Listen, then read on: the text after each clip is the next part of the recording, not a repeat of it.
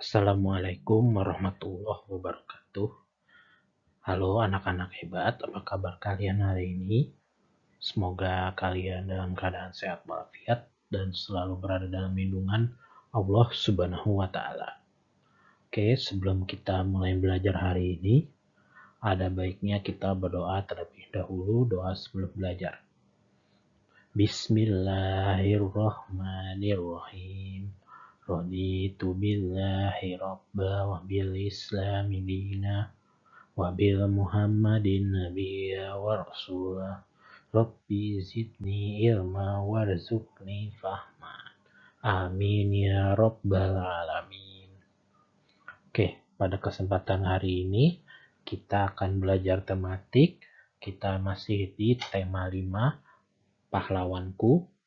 Di subtema 2, pahlawanku, kebanggaanku.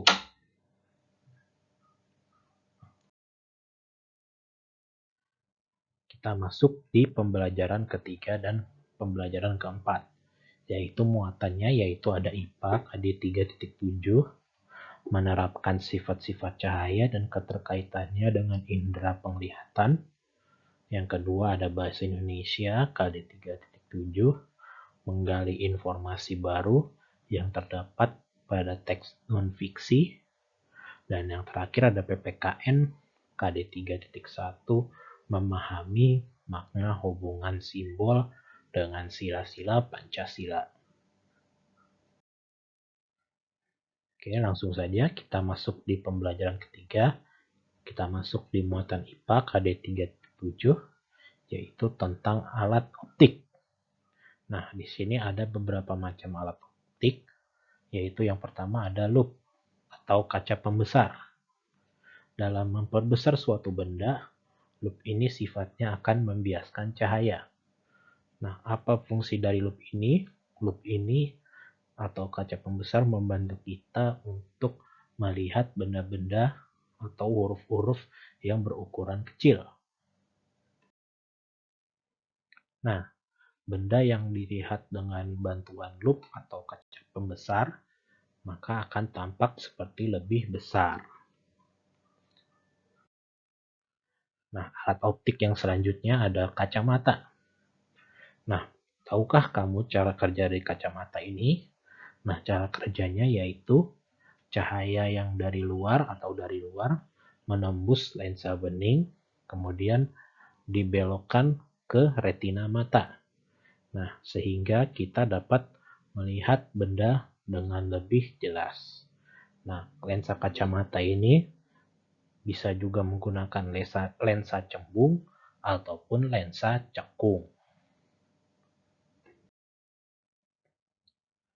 Oke, yang selanjutnya alat optiknya yaitu yang ketiga ada mikroskop.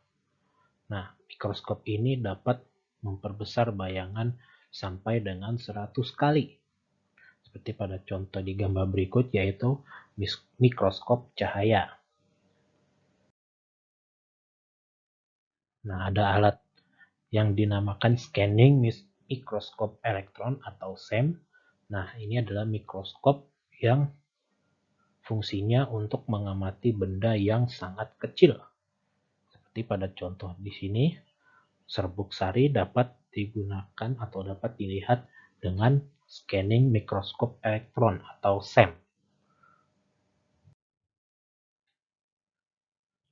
Oke, yang selanjutnya kita masuk di pembelajaran keempat, muatan bahasa Indonesia KD 3.7, yaitu tentang menyampaikan informasi dari teks visual. Nah, teks visual ini terdiri dari gambar dan teks.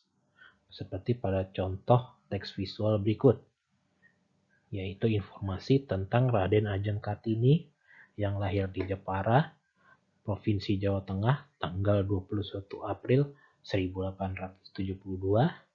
Ayahnya bernama Raden Mas Adipati Aryo Sosroningrat dan ibunya bernama M.A. Ngasirah.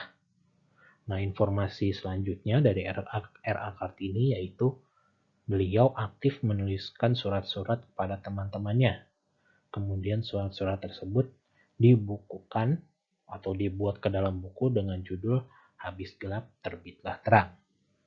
Nah, informasi yang terakhir dari seorang R.A. Kartini yaitu Kartini wafat pada tanggal 17 September 1904 atau lebih tepatnya pada usia 25 tahun. Kartini dimakamkan di Desa Bulu, Kecamatan Bulu, Kabupaten Rembang, Provinsi Jawa Tengah. Nah, dari teks visual tersebut, kita dapat memperoleh informasi yang dapat dimuat ke dalam tabel. Nah, ini adalah tabel yaitu KW atau Know Wonder. Nah, apa yang kamu ketahui tentang R.A. Kartini yaitu tabel Known, yaitu Raden Ajeng Kartini lahir di Jepara, Provinsi Jawa Tengah, tanggal 21 April 1872. Lalu informasi selanjutnya yaitu R.A. Kartini aktif menuliskan surat-surat kepada temannya dan dibuat ke dalam buku dengan judul Habis Gelap Terbitlah Terang. Dan yang terakhir yaitu Kartini wafat pada tanggal 17 September 1904. Nah, untuk tabel wonder atau apa yang ingin kamu ketahui tentang seorang R.A. Kartini. Nah, yang pertama yaitu isi surat yang ditulis oleh R.A. Kartini kepada teman-temannya. Nah, yang kedua yang ingin kita ketahui atau kamu ketahui yaitu kehidupan seorang R.A. Kartini ketika beliau masih hidup. Itu dia tadi cara memperoleh informasi dalam bentuk tabel Know Wonder. Oke, masih di pembelajaran yang keempat, kita masuk di muatan PPKN KD 3.1, yaitu sikap tokoh pahlawan yang sesuai dengan makna sila kelima Pancasila. Nah, sikap kepahlawanan yang mencerminkan sila kelima Pancasila, yaitu yang pertama, bekerja keras demi meraih kemerdekaan. Yang kedua, menjunjung tinggi nilai keadilan. Yang ketiga, selalu mengutamakan kepentingan negara di atas kepentingan pribadi. Yang keempat, berjuang membantu rakyat yang sedang dijajah. Dan yang terakhir, bergotong royong bersama rakyat demi meraih kemerdekaan. Seperti pada contoh di gambar berikut ini, yaitu seorang Gusti Ketut Jelantik, pahlawan yang berasal dari Bali, berjuang melawan penjajah Belanda untuk mempertahankan wilayah Kerajaan Buleleng.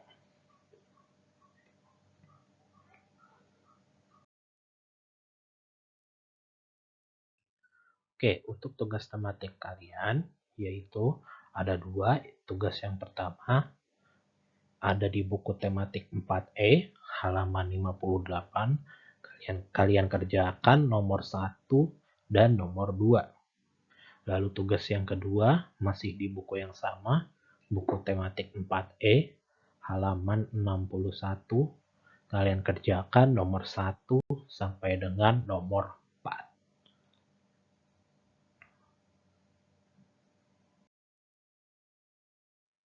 Oke, alhamdulillah telah selesai materi untuk tematik pembelajaran 3 dan pembelajaran 4. Semoga pembelajaran yang dapat Bapak sampaikan dapat bermanfaat bagi kalian semua. Oke, kurang lebihnya Bapak mohon maaf. Cukup sekian. Wabillahi taufiq wal hidayah. Wassalamualaikum warahmatullahi